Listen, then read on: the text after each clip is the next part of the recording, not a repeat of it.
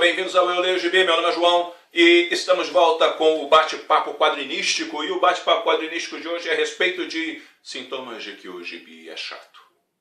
Sim, infelizmente nem todo gibi é legal, nem todo gibi é o Capitão América, por exemplo, do Ed Brubaker. Você muitas vezes não vai se deparar com um excelente Batman, o Cavaleiro das Trevas do Frank Miller. Não, muitas vezes você pode se deparar com uma coisa chamada O Eixo, por exemplo, que é o horror em pessoa, ou você pode se decepcionar com uma leitura como o caso de Pecado Original, entre outras possibilidades que muitas vezes caem na nossa mão e a gente fala, poxa vida, né? Muitos dos tains, por exemplo, de Guerras Secretas nos proporcionam essa tristeza, né, ao ler, ou seja, o gibi chato.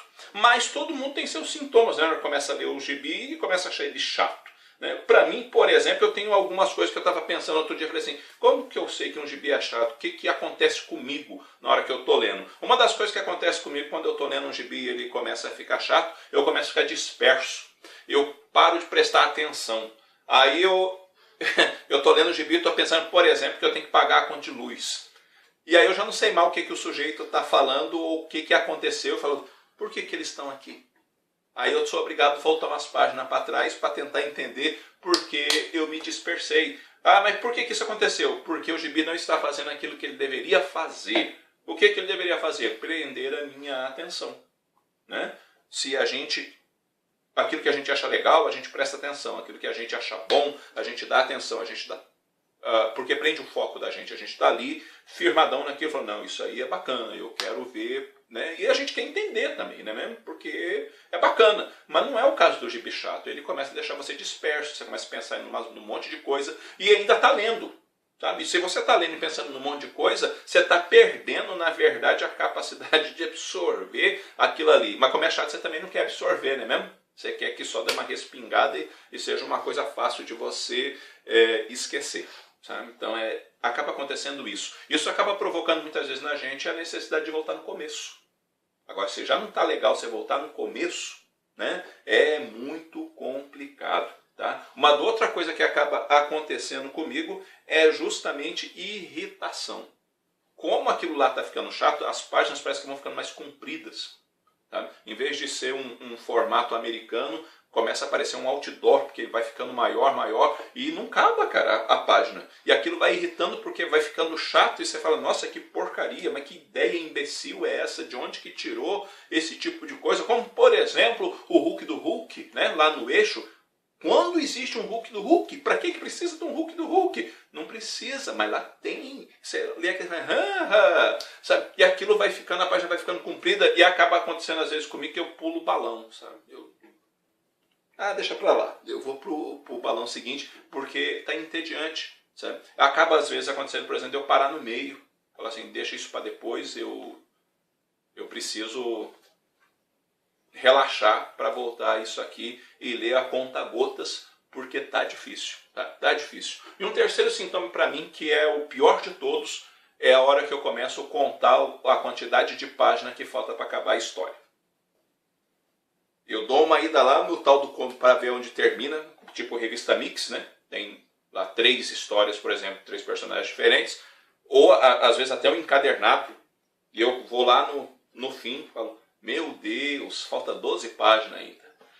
E é difícil, hein? Não, é difícil, porque daí eu já enfio o meu dedo na onde acaba e deixo marcado lá com o meu dedo no meio e não passa, cara, não passa. O negócio não rende e é complicadíssimo. E isso muitas vezes também me faz deixar o gibi de lado e às vezes não acabar a leitura, sabe? Não acabar a leitura porque é chato. Às vezes deixar realmente no meio e falar assim, cara do céu, que desperdício de tempo, que desperdício de dinheiro, né? Até porque a gente não quer desperdiçar o tempo da gente com coisa chata, a gente quer aproveitar o tempo da gente, investir o tempo da gente naquilo que é proveitoso. Mas quando a gente começa a contar as páginas para ver se acaba logo, é difícil, sabe?